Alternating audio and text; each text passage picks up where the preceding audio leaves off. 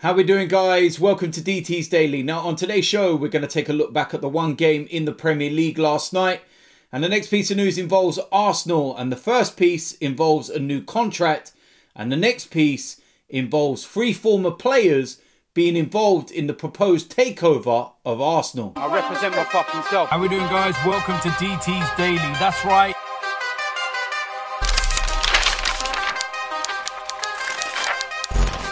So, of course, the first place we're going to start is the one game in the Premier League last night. Big game. And it was Leicester 2, Crystal Palace 1. This could well be the victory that will see Leicester play Champions League football next season. They had to do it the hard way, that's for sure. Wilfried Zaha put Crystal Palace ahead. But a very late goal from Iheanacho was enough for Leicester to go and get them 3 points. And like I said, that could be massive. You know, they're sitting there now and they are well clear. 7 points of West Ham in 5th place. And you've got to look at that table right now and you're thinking to yourself, you know what? Man City, they're going to win the league. Manchester United, they'll finish 2nd. Leicester, I think, you know, they could well get that 3rd spot and cement it. And then Chelsea, West Ham, Liverpool. I suppose the one question mark that you may have over Chelsea would be their involvement in the Champions League. Will their eye, you know, be taken off what's going on here? Because, you know, they're concentrating on that semi-final and, you know, a big game against Real Madrid. So I'm looking at it and I would say West Ham, they've had a great season, but I don't think it's going to be enough to get them in those Champions League places. And I would say it's probably Chelsea and Liverpool. Liverpool have still got some catching up to do. Just shows how big those 2 points they dropped at the weekend were. But yeah, I think Chelsea will probably get it, to be fair. And the top 4 as it is at the moment will probably end as the top 4.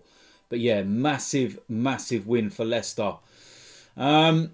Next piece of news, and there's 2 pieces involving Arsenal. Now, the first piece of news involves a new contract, and it's a signing that nobody expected a few months ago because everybody thought he was actually going to leave. And it's the young lad, Bellerin. He signed a new contract to 2025. Now, we've known for about a week or so that he signed a new contract. We were just waiting for official confirmation. I think it may well have been put off given the events of last week and everything, because apparently it was done nearly 2 weeks ago. But the official announcement, photographs and everything else were on Arsenal.com yesterday. And he signed that new contract to 2025. And this is a big, you know, signing to tie down. He is a seriously talented player. And, you know, we've seen him this season when he's come into the first team, played some Europa League games, scored goals. He just looks so good. Such an all-round striker with so much ability. And to lose him on a free would have been absolutely catastrophic for Arsenal, to be fair. And, you know, fair play to Arteta and Edu for sorting this out and getting it done.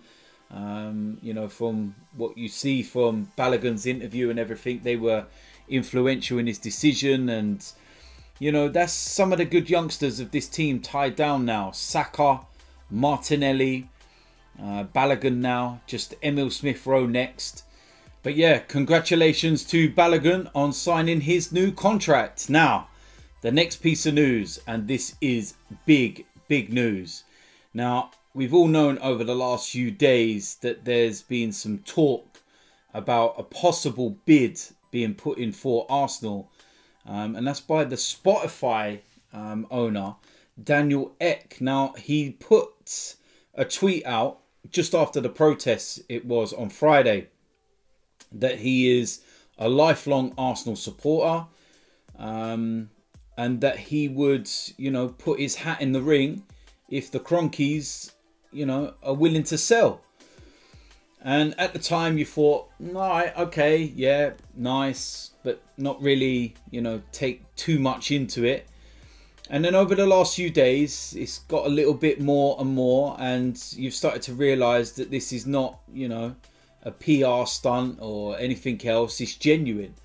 And then the reports that came out yesterday, and this is where it got really interesting. Now, first of all, they were saying that the funds are not an issue. They're there. You know, they reckon that the Cronkies could possibly sell for around about £2.15 billion. Remember, they paid around about £1 billion for it, so they would be making a profit. But the main piece of news is that he's put a consortium together.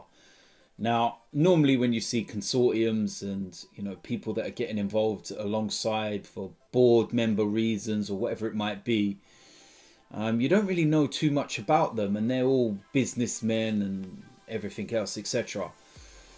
Not in this instance, because he's called upon Thierry Henry, Dennis Bergkamp and Patrick Vieira. Now, the news yesterday was that this is genuine. All three former Arsenal players and legends, let's have it right, absolute legends of the club, are all involved.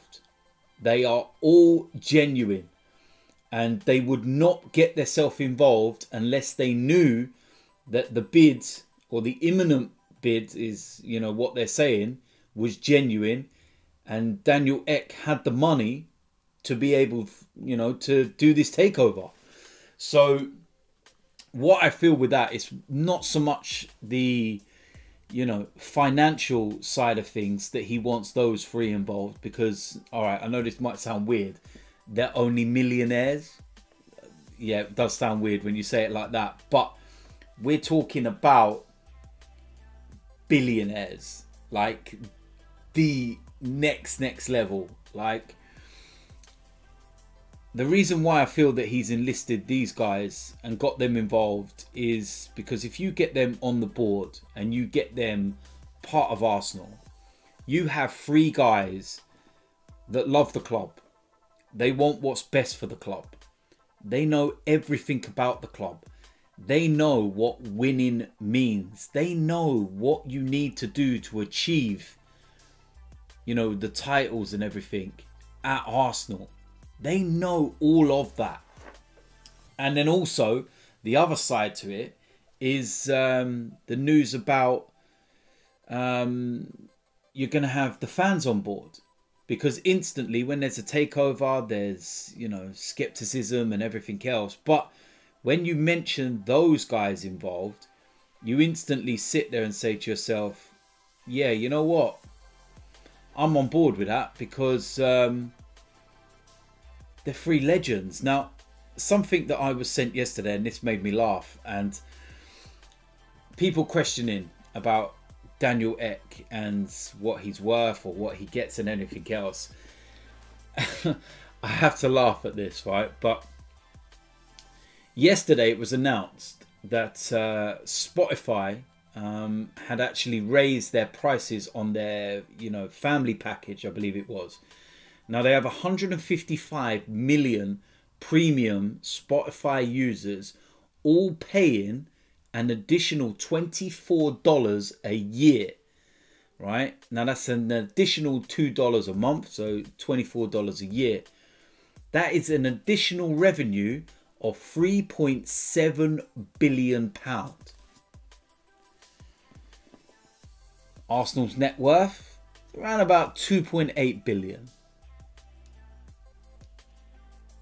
Maybe Daniel Ek has just raised the prices so that he can get the money. But listen, that's a very interesting way of looking at it, and some really good figures there. But man, how mad would it be if you actually got this guy involved and Kroenke sold? And whew, what a great thought, what a great feeling. But long way to go, and we don't know whether this is going to happen or not. I don't want to get my hopes up, but we will wait and see, that's for sure. But Thierry Henry, Dennis Bergkamp and Patrick Vieira, wow, Three absolute legends. And we're going to find out very soon whether this is genuine and whether a bid comes in. So watch this space is what I will say. So there we go. That is it for today's DT's Daily. As usual, let me know in the comment section what you think about today's topics. If you're new around here, hit the subscribe button, smash a like on this video, and I will see you lot soon. I'm out of here.